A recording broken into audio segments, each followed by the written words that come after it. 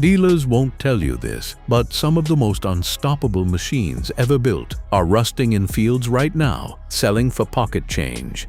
These old iron tractors terrify modern dealerships because owners fix them with basic hand tools, never need a $150 an hour technician, and keep running for decades without a software update. The industry wants them forgotten. We're bringing them back. Number 10.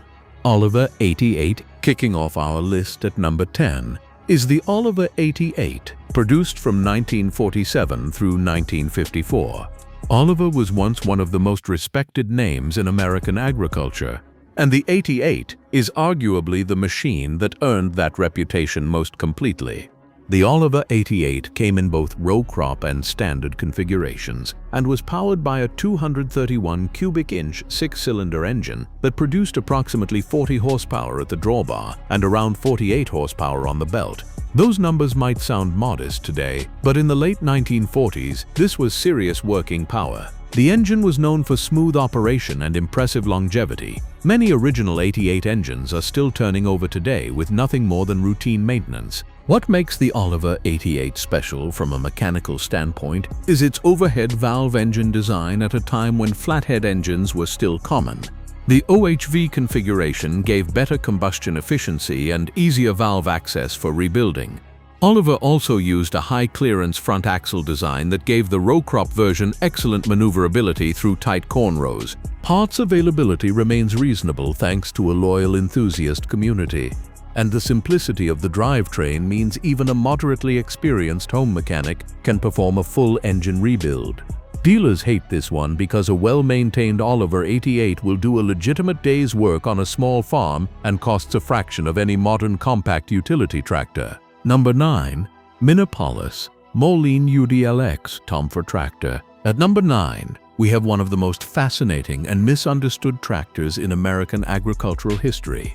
The Minneapolis Moline UDLX Comfort Tractor. Introduced in Minneapolis, Moline had a bold vision, a tractor with a fully enclosed cab, a cushioned seat, a passenger seat beside the operator, a radio, and a heater. The idea was that a farmer could drive his tractor from the field directly to town on public roads. It was capable of traveling up to 40 miles per hour, an extraordinary speed for a farm tractor in 1938. The UDLX was powered by a 283 cubic inch 4-cylinder engine, producing around 35 horsepower. The problem was the price. At approximately $2,155 in 1938, when a standard farm tractor cost around $900, the UDLX was simply too expensive for Depression-era farmers. Minneapolis Moline sold only around 150 units in the first year and discontinued the model by 1939 after producing an estimated 125 to 150 machines total, making it extraordinarily rare today. Surviving examples are valued at anywhere from $50,000 to over $150,000 depending on condition. While this one isn't a daily worker anymore, its engineering story is remarkable, and it represents a period when American manufacturers were innovating without being driven by dealer service revenue models. Number 8. Farmall M. Number 8 is perhaps the most famous tractor ever produced on American soil. The Farmall M, manufactured by International Harvester from 1939 through 1952, is the machine that many agricultural historians credit with mechanizing American row crop farming more completely than any other single model. International Harvester sold over 288,000 Farmall M tractors during its production run, a staggering number. The M was powered by a 247.7 cubic inch 4-cylinder engine that produced approximately 33 horsepower at the drawbar and 36 horsepower on the belt in its standard configuration. Later variations, including the Super M and Super MTA, pushed output significantly higher. The Farmall M's genius was its adjustable wide front axle and its high-clearance rear axle, which allowed farmers to cultivate row crops with precision at a time when cultivation was still done by horse on most American farms. The 3-point hitch compatibility, particularly on later Super M models, meant this tractor could use an enormous range of implements. From a repair standpoint, the Farmall M is a dream. The engine is a long-stroke 4-cylinder design with excellent parts availability. Aftermarket suppliers still produce virtually every mechanical component. Carburetor rebuilds, magneto rebuilds, clutch replacements, and even complete engine overhauls are within the reach of a careful home mechanic. You can still find Farmall M tractors in running condition for between $2,000 and $6,000, depending on condition and location. A brand new compact utility tractor starts around $20,000. The math isn't complicated. Number 7.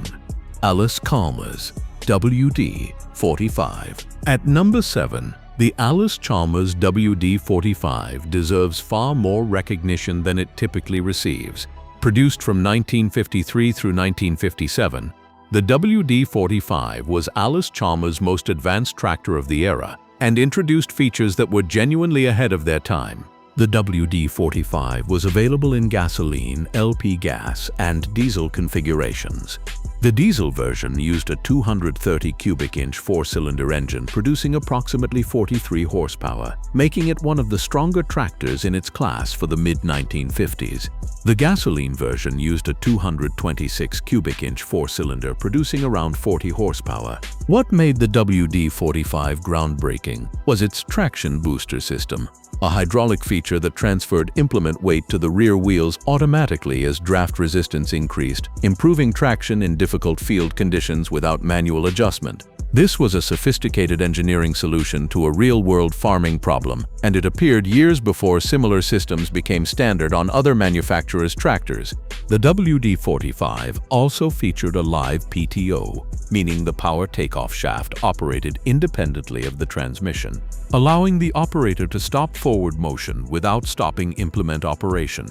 For running PTO-powered equipment like mowers or balers, this was a significant practical advantage. Allis-Chalmers' signature Persian orange paint makes these tractors visually distinctive, and their mechanical simplicity makes them excellent candidates for restoration and daily use on small farms today. Number 6.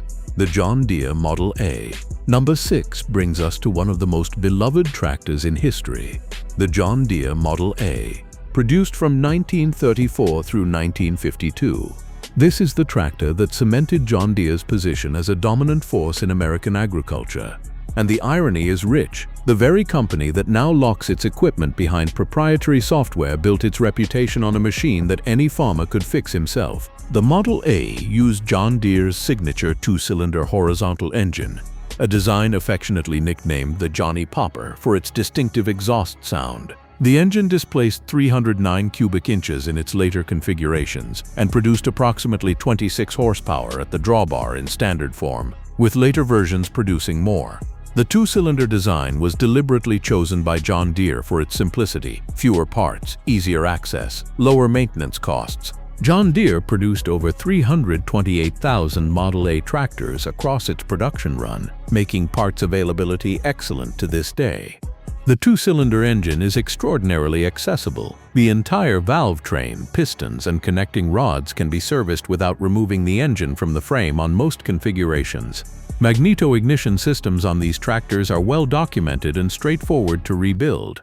The Model A established the adjustable rear wheel tread that became an industry standard for row crop cultivation. Hydraulic implement lift was introduced partway through production, adding capability without adding complexity.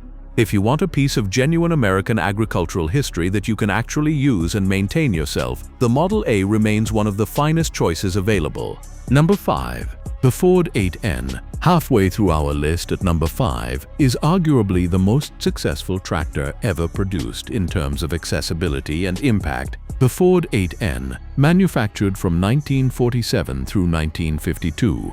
Ford produced approximately 524,000 Ford 8N tractors in just 5 years, a production achievement that reflected massive market demand. The 8N was powered by a 119.7 cubic inch four-cylinder side valve engine producing approximately 23.5 horsepower at the drawbar and 27.3 horsepower on the belt. It featured Harry Ferguson's revolutionary three-point hitch system, the result of a famous handshake agreement between Henry Ford and Harry Ferguson, which used draft control to automatically regulate implement depth and transfer implement weight to the rear wheels for traction. The three-point hitch with draft control was a genuine revolution. Before this system, implements had to be manually adjusted. Ferguson's system made tractor operation dramatically simpler and safer, particularly on hillsides where old lift systems could cause a tractor to flip backward. The Ford-Ferguson system became the global standard and is used on essentially every tractor produced today. The 8Ns engine is one of the most thoroughly documented small tractor engines in existence. Rebuild kits are inexpensive and widely available. The ignition system, carburation, and hydraulic system are all well understood by a large community of enthusiasts. Used Ford 8N tractors regularly sell for between $2,500 and $5,000 in working condition, making them one of the most affordable entry points into functional vintage tractor ownership. Their lightweight and nimble handling make them ideal for small farms, orchards, and large properties today. Number 4. Massey-Harris 44. At number 4, we have the Massey-Harris 44. Produced from 1947 through 1958, Massey-Harris doesn't get the attention it deserves in most vintage tractor discussions, and the 44 is perhaps the company's finest achievement. The Model 44 was available in gasoline, distillate, LP gas, and diesel configurations. An unusual breadth of fuel options that reflected Massey-Harris's understanding that different farming operations had different fuel economics. The gasoline version used a 260 cubic inch four-cylinder engine producing approximately 44 horsepower at the belt. The diesel version used a 201 cubic inch four-cylinder Continental engine producing comparable power with better fuel efficiency. The 44 featured a live PTO and a hydraulic implement lift system that was genuinely competitive with anything offered by larger manufacturers of the era. Its transmission offered 5 forward speeds, more than many competitors, giving operators better ability to match ground speed to field conditions. The ergonomics of the operator station were considered excellent for the period, with well-positioned controls and good sightlines to implements. Massey-Harris 44 tractors are somewhat less common than Farmall M or Ford 8N tractors, which means they often sell at lower prices despite being mechanically comparable or superior. For a mechanically inclined buyer willing to do some searching, a 44 in good condition represents exceptional value.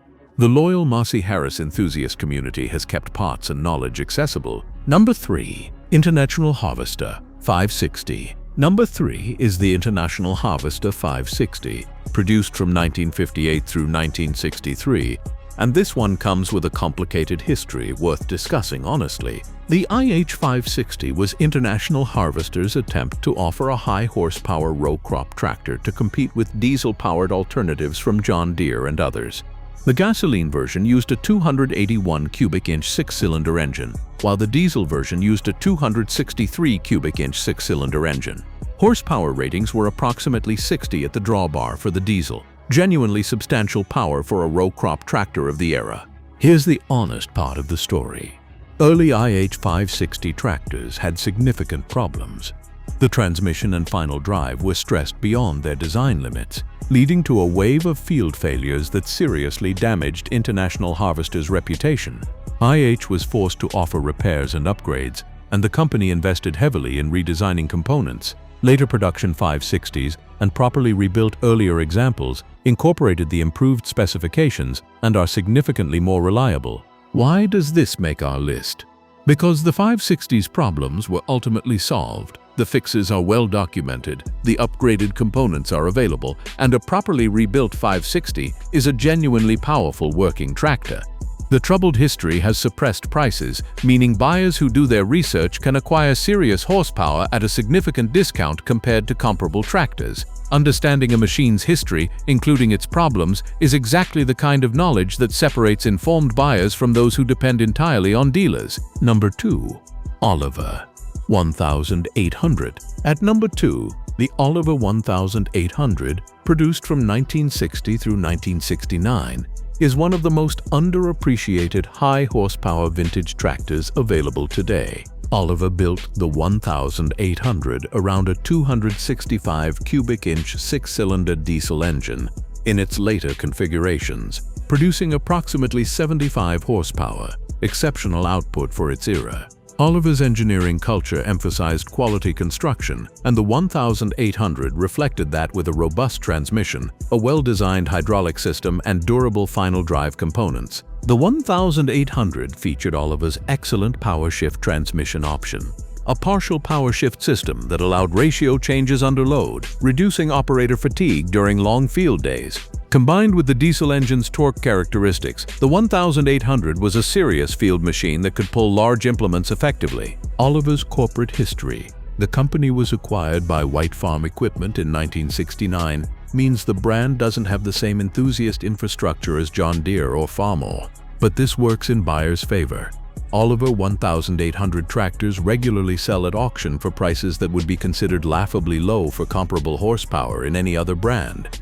Parts availability has improved significantly through dedicated suppliers. For a farmer or small operation needing genuine pulling power without a modern price tag, the Oliver 1800 deserves serious consideration. Number 1.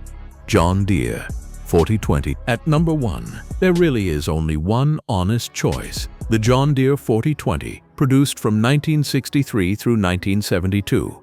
If you spend any serious time in vintage tractor communities, this conclusion is nearly universal. The 4020 is by most measures the most important and capable row crop tractor ever produced. The 4020 was offered in gasoline, LP gas, and diesel configurations. The diesel version used a 404 cubic inch 6-cylinder engine producing approximately 91 horsepower at the PTO, and this was 1963. 91 horsepower in a row crop tractor configuration was extraordinary. Farmers could now operate larger planters, wider tillage equipment, and bigger grain heads than had previously been practical. But raw horsepower isn't what makes the 4020 legendary. It's the complete package.